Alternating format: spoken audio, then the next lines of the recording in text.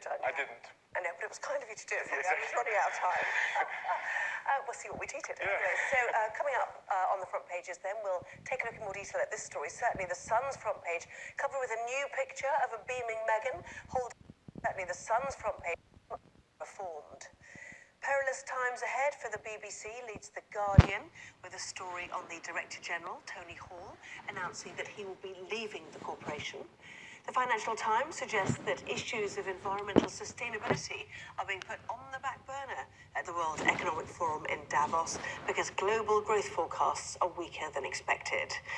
The front page of The Eye is a story about how some new Tory MPs in the north are against the HS2 rail project.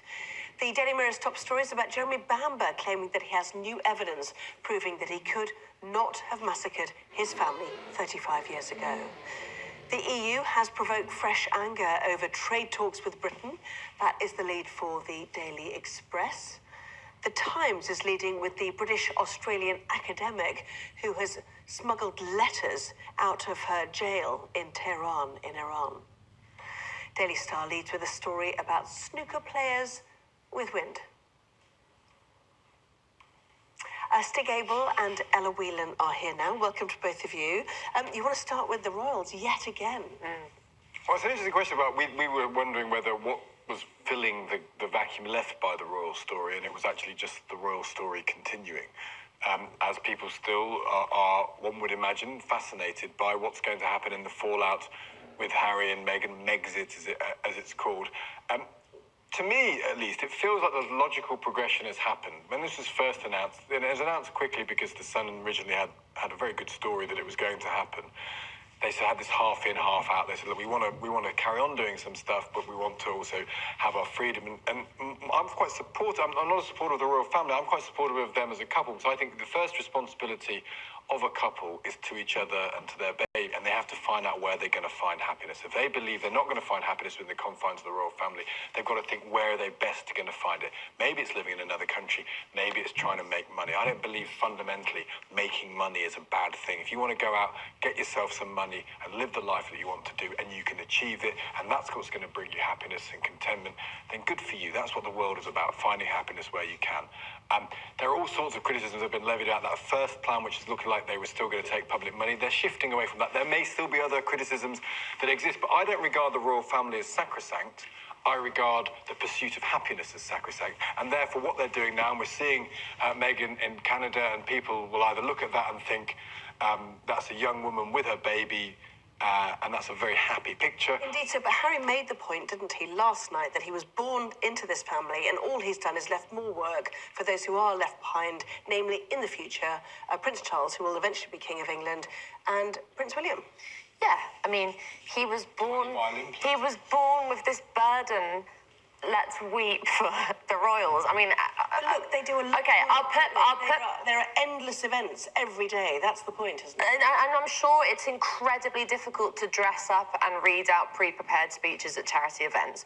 I can understand how that would be deeply taxing. I'll stop being sarcastic, and make the serious point, which is the interesting thing is that this has turned into a popularity contest about Harry and Meghan, and because there's been this big row over whether Meghan particularly has been demonised, whether that demonisation has been particularly racist in some instances, whether or not she's been treated differently with Kate, then you have these very happy, beautiful pictures on the front pages of a woman enjoying herself, enjoying her freedom away from, the clutches of the stifling atmosphere of Buckingham Palace and the whole machinery of the royals.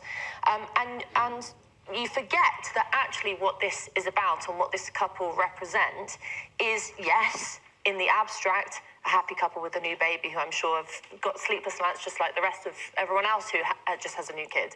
But also, they have positioned themselves as this new generation of royals, or sort of quasi-royals, non-royals now, who are celebrities, who will use the cachet of the Sussex Royals title, who will still benefit off daddy's money from the Duchy of Cornwall, all these things. And the extent to which I think ordinary people feel sympathy with them is ebbing. The question is that because they've been treated harshly? Is that because we've hounded them out of Britain? Is that because we're awfully racist? Or is it because these loudmouths are trying to pipe up and tell the public what to do in relation to climate change, in relation to charity and all these things, and not have the scrutiny and not do the duties that royals are meant to do. And I think that the annoying thing about all of this is we've been clouded in this discussion of whether or not we're treating Meghan fairly, which is fair enough, you can have that. The more interesting thing is, how fit are the royals for a new Britain in 2020, which has democratic questions? So as this is a paper review, and Harry clearly blamed the powerful media, didn't he? That he said he was very excited after the royal wedding to get on with their work and work for the Queen and the Commonwealth and so on. How much is, therefore, the media and the tabloids specifically to blame for what has happened? I think it is absolutely, and I've worked on a tabloid, I've worked at The Sun. The papers in this are not impartial observers of this story. Newspapers, the media generally, I think it's tabloids, but it's not just tabloids. I think it's their broadcast and broadsheets actually as well, are intrinsically involved in the royal reporting story. And so they are players. So they feel annoyed by the rejection of them by this couple, who ultimately do not. I think this couple have made a carefully calculated decision that if you're aiming at a global market in an era of social media where you can project yourself directly towards people, you don't need the gentleman's agreement that was always the relationship between the royal family and the British press. Neither one liked each other. Both sides found each other a nightmare to deal with, but they found a way through because they both needed each other. They've taken the decision, which I think is actually logical in their particular circumstances. They don't have a need on their side, so why would they want to play any game? And so when you see the sort of mail piling in with criticism of Harry, to me, it slightly militates against this argument, oh, this must be all caused by Meghan, and let's blame Meghan for changing Prince Harry's relationship. This has been coming for a very long time. Prince Harry grew up in a family where he saw his mum die, and he has a very understandably critical view of the institution and the institution of the press. It's an utterly credible position for him to take. And so if he gets to this point in his lifetime, why would he want to stick it out? Okay. So this type of coverage is an example of what I'm talking about, the hurt feelings. This is hurt feelings on the side of people who professionally write about the royals. This is about revealing what was a private meeting, and Harry's come out and said, actually, it's not what I wanted, and that should have been kept private. That's the point of that article, isn't it? No, it's the point. My point is, it's a general. The tone of this and tenor of this article has been repeatedly, endlessly in the last. But that's to protect the Queen, no? Well, I mean, part of the question is what is the public interest in all of this? And I think the different papers play off it differently. So in the Times, it looks at the kind of the financial basis of it. What about the Frogmore Bill, as other papers have mentioned? What about the funds from Charles? How will they sustain this new lifestyle of theirs? Will they use, one of the Queen's advisors said you shouldn't be able to use the Sussex Royals as a title, because that essentially, if you're going to go off to America and do the celebrity lifestyle, then bringing the royal family into that whole scene is a bit distasteful, and you can't really do that. So, that's one angle on the kind of the hard numbers of it. But then obviously the Mail is more emotional in terms of it's sort of trying to evoke this sense that what they've done is a very deeply wrong thing to damage the royal family. I mean, in fact, what they have done is damage the royal family to a certain extent, because they've opened it up to much greater scrutiny. And the one thing that the Crown doesn't like is sunlight. It doesn't like to be looked at. It doesn't like to be scrutinised. It's all very well being a libertarian or an individualist, but duty is at the heart of sustaining the royal family over the last 1,000 years, is it not? And that is the difficulty here. Well, the Queen has done what she can. Yes. And the circumstances. I would say the last 50 years, not the last 1,000 years. Heredity for the last 1,000 years was the one that guaranteed it. In the last 50 years, people have demanded, rightly so, more than that, and it's been embodied in the Queen, who is above reproach in the minds of most people, and therefore her duty, the way she's conducted herself, is seen to be sacrosanct. My argument is that he, who has served his country more than virtually any one of us, by going to fight in wars, he's obviously looked at it and said, I want to pursue a different life. And I think the hurt feeling I'm talking about that exists in the press, it probably exists in members of the public. Is this country being rejected by this couple? Are they going off to live in a completely new place because being royal is not good enough for them? And therefore they feel a bit sad about it. Well, I like the bit down here, 7 royal rules include don't do it for the money, which has been one of the main criticism, which takes us to the Daily Mail. Royal Peter for hire in China.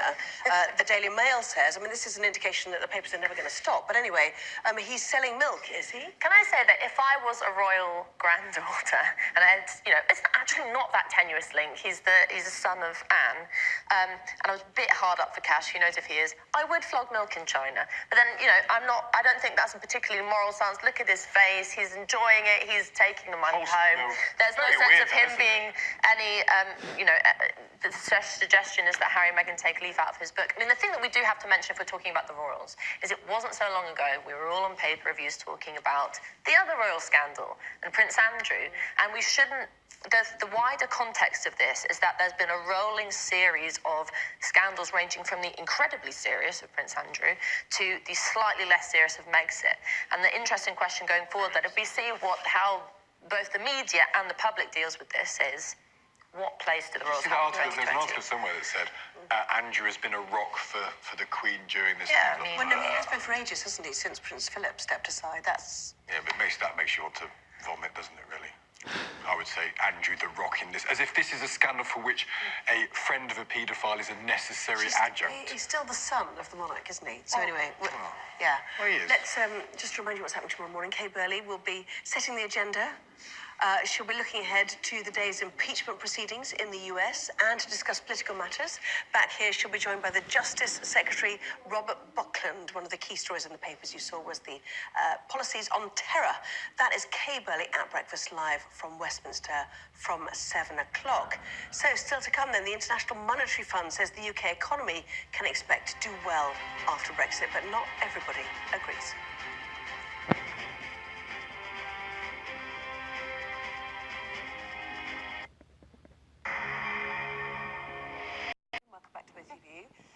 So Davos is underway. Let's go Times, shall we? We need guidance sometimes in people in Davos. It's interesting. There's two different stories. First, in the Times, focus on the fact that the suggestion that the British economy will grow faster than its eurozone rivals is the IMF. This is about the, I think it's favourability or attractiveness levels, and it says that Britain is actually post-Brexit, considering the fact that we are en route to, hopefully, and everyone's crossing their fingers, have a planned and measured and normal route out of the mess of the last 4 years, then things are looking up. And so that kind of contrasts with the scaremongering, all of the mess of, we're going to hell in a handcart with the economy post-Brexit. So that's a bit of positive news. Then obviously the Financial Times story has a little bit of a caveat on that, which says that in the broader sense, outside of just Britain, the IMF is more downbeat, saying that it's scaling down its growth forecast from 3.4% to 3.3%.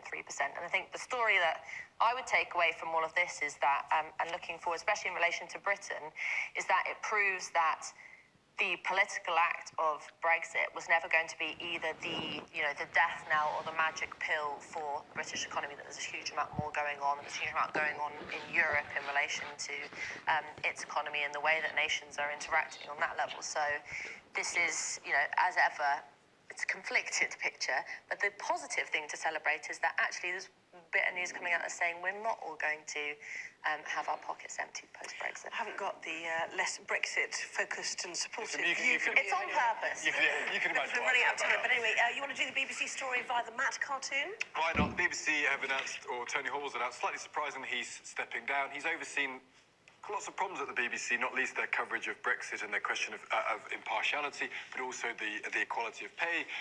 So there's a funny joke about his collection. Can you read it for us? We're having a collection for Lord Hall. It's a £5 for men and a £10 for women. The opposite way in which pay works when there actually hasn't to stump up. Very funny indeed. Not if you're Tony Hall, who's got a lovely job at the National Gallery. Indeed so, yes. And then moving on to our final story, which is Brad and Jennifer. Brad and Jen be on again.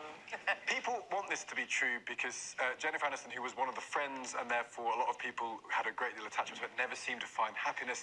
People also find Brad Pitt, for reasons I can't understand, incredibly good looking. But she is the for every slighted woman, she is the idol because of the whole Angelina Jolie scenario. So he's so good looking as well. What I want her to do is to take him back and then screw him over, and that would be one for ladies who've been screwed over worldwide. They look happy, Californian, sun-kissed, that's why. He's very nice, I've met him. Have you? We're almost friends. Why didn't you invite me? We're not. He's nice, but he's good looking. He's strikingly good looking. Is he? Honestly, I can. Really? Nice to see you. Good Yeah. night.